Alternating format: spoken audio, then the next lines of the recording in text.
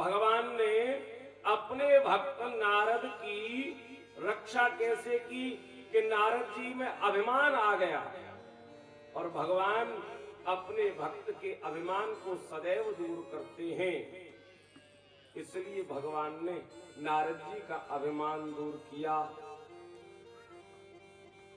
नारद जी ने अनायास ही दोनों शिवगणों को श्राप दे दिया था, और स्वयं नारद जी ने जगत के स्वामी भगवान हरि को भी श्राप दे दिया कि जैसे आज स्त्री के लिए आपने मुझे तरसाया है, आप भी वन वन घूमोगे उस स्त्री के लिए। भगवान के उसी श्राप से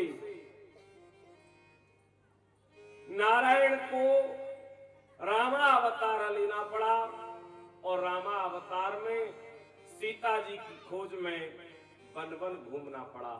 ये नारद जी का ही श्राप था। लेकिन नारद जी को जब पता चला कि ये सब भगवान की माया है और भगवान ने मेरे हित की रक्षा की है और मेरा हित करने के लिए ही भगवान ने ये माया रची है, तब नारद जी को बड़ा संताप हुआ। नारद जी को इतना संताप हुआ, इतना कष्ट हुआ कि नारद जी वहां बड़े दुखी हैं, और दुखी होकर के भगवान नारायण से कह रहे हैं कि प्रभु मेरे हृदय में बड़ी वेदना है, बड़ी करुणा है, मेरा ये कष्ट कैसे दूर होगा? प्रभु मेरे कष्ट को दूर करने का उपाय बताओ। तो भगवान जो भक्त के लिए सदैव कष्ट सहते हैं, ऐसे मेरे नारायण हरि ने नारद जी से कहा कि हे वत्सो, तुम शिव क्षेत्रों में जाओ और शिव क्षेत्रों में जाकर शिव के सतनाम का पाठ करो। भगवान विष्णु 8 महीने तक एक एक प्राणी भूखा न सोए इसका प्रबंध करते हैं, और 4 महीने मेरे हरि जब विश्राम करते हैं, 4 महीने सो जाते हैं, देवसैनी एकादशी से लेकर के देव प्रबोधिनी एकादशी तक मेरे हरि सो जाते हैं। उस समय 4 महीने मेरे भोले बाबा ही काशी में बैठ करके संपूर्ण संसार का भरण पोषण करते हैं। इसीलिए मेरे बाबा का नाम काशी में विश्वनाथ पड़ जाता है। पूरे विश्व का पालन करते हैं मेरे बाबा। ऐसे मेरे भोलेनाथ की काशी नगरी में नारद जी पहुंच गए, और वहां पहुंचकर वहां जितने भी मंदिर हैं उनमें जाकर पूजा अर्चना करते हैं, जितने घाट हैं उन पर स्नान करते हैं, और उसके बाद जब पापों से मुक्त हो गए, वो वेदना उनके हृदय की शांत हो गई, तो बीड़ा बजाते हुए नारद जी वहां से श्री नारायण नारायण जपते हुए पितामह ब्रह्मा के पास पहुंचे। ब्रह्मा जी के पास जाकर उन्होंने ब्रह्मा जी से एक प्रश्न किया कि हे पितामह, इस सृष्टि का निर्माण कैसे हुआ? इस सृष्टि को भगवान ने कैसे बनाया, वो मुझे बताओ। तो भगवान कहते हैं कि उस परम शक्ति शिव ने ही सबसे पहले सगुण रूप धारण किया और अपनी शक्ति को उत्पन्न किया। शिव ने सबसे पहले खुद सगुण हुए और शक्ति को प्रकट किया। शक्ति कौन है? भगवती जगदम्बा परा अम्बा माता को प्रकट किया। सा शक्तिरंबिका प्रोक्ता प्रकृति ही सकलेश्वरी त्रिदेव जननी नित्या मूल कारणम इत्युतः। त्रिदेव जननी, तीनों देवों को जन्म देने वाली भगवती पराअम्बा प्रकट हुई और भगवान शिव और भगवती जगदम्बा ने विचार किया कि अब हमें किसी दूसरे का भी निर्माण करना चाहिए, किसी और को भी बनाना चाहिए और उसको कुछ जिम्मेदारी देनी चाहिए। अपनी जिम्मेदारी अगर कम करनी है तो कुछ जिम्मेदारी किसी दूसरे को भी देना चाहिए। लेकिन समस्या ये है कि अंतिम सांस तक सास ये सोचती है कि सब जिम्मेदारी मुझ पे ही बनी रहे, मैं ही हमेशा के लिए मालकिन बनी रहूंगा। अरे बहू आ गई तो उसे भी कुछ जिम्मेदारी दो। नहीं, सब जिम्मेदारी मुझ पे ही बनी रहे। नहीं नहीं, भोले बाबा ने कहा ऐसा नहीं। एक काम करते हैं कि हम दोनों मिलकर के किसी की कल्पना करते हैं, किसी को बनाते हैं, अन्य पुरुष को बनाया जाए और संपूर्ण प्रपंच संसार की जिम्मेदारी उसको दी जाए। ऐसा निश्चय करके भगवान शिव ने अपने वामांग में अमृत का सिंचन किया, अमृत के छींटे मारे और उस अमृत के सिंचन से एक बहुत सुंदर पुरुष प्रकट हुआ। विष्णुवती व्यापकं पाते नाम ख्याते भविष्यति बहून्यानि नामानि भक्त सौख्य कराणि। विष्णुवती व्यापकं त्वात्ते, भगवान ने कहा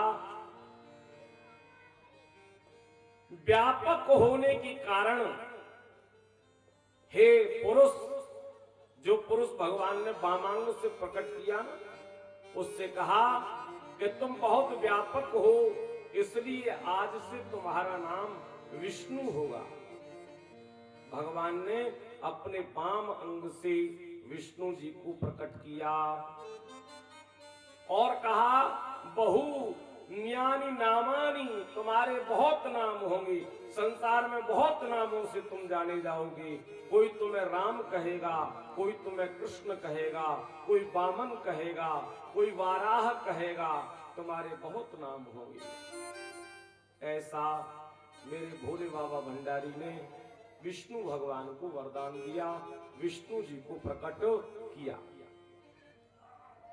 विष्णु भगवान ने पूछा कि प्रभु मुझे क्या करना चाहिए, मैं क्या करूं, मेरा कार्य बताओ, अब मुझे क्या करना चाहिए। भगवान कहते हैं तपः कुरु दृढ़ो भूत्वा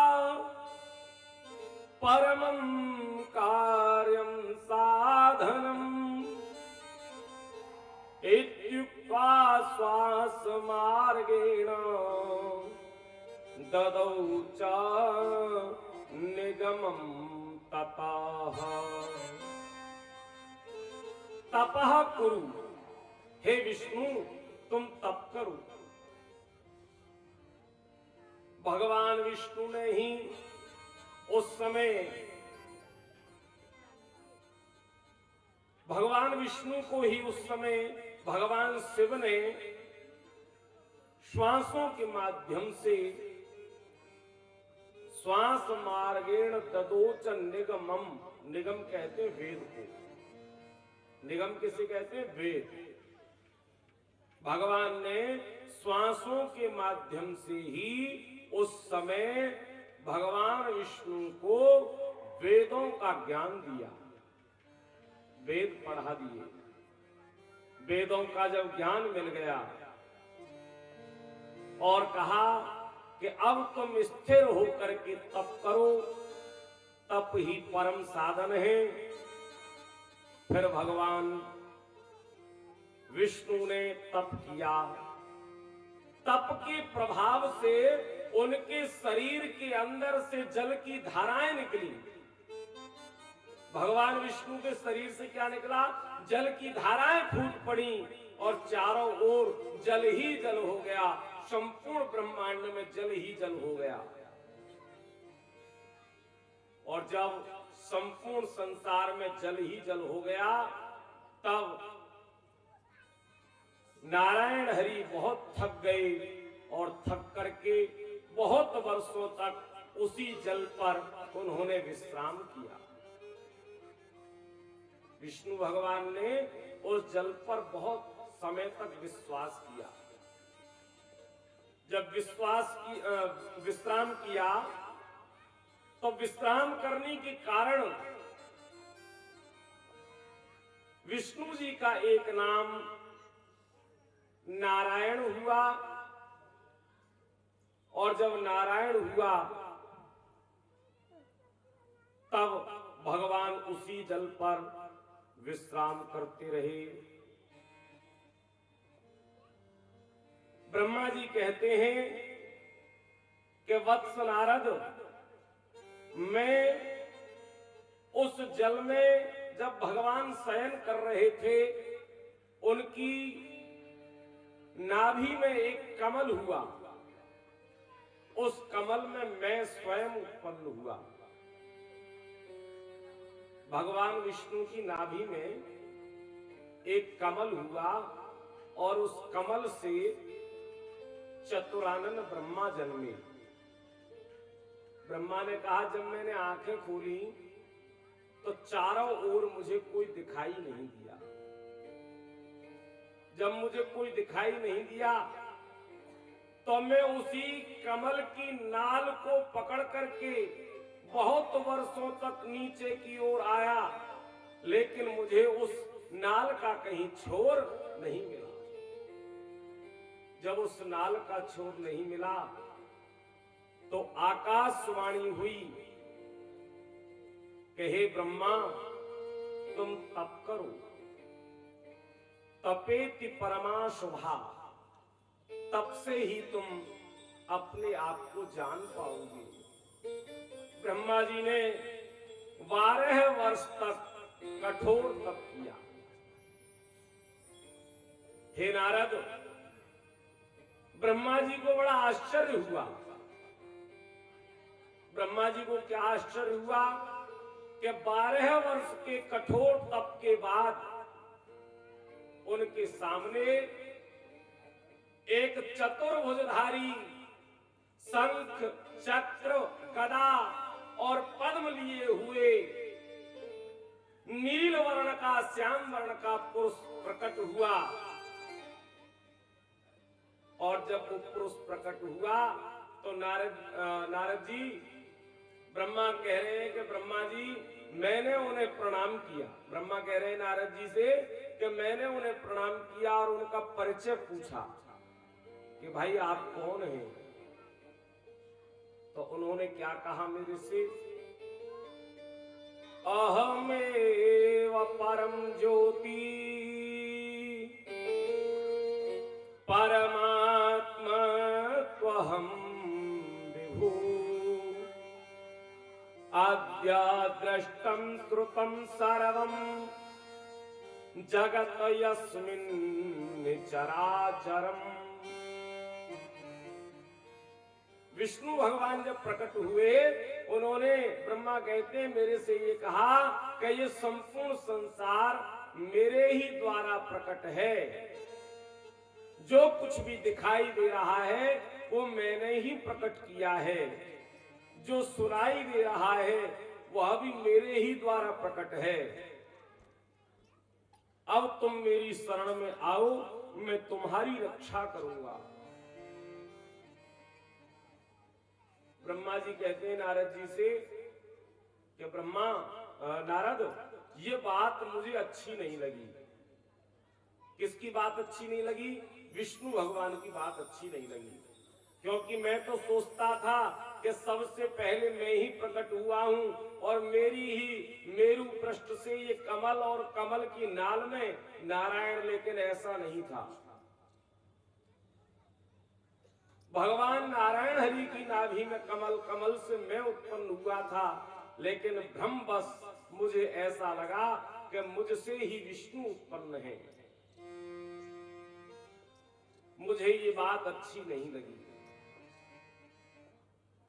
मुझ में और विष्णु में विवाद हुआ, ब्रह्मा जी में और विष्णु जी में आपस में विवाद हुआ।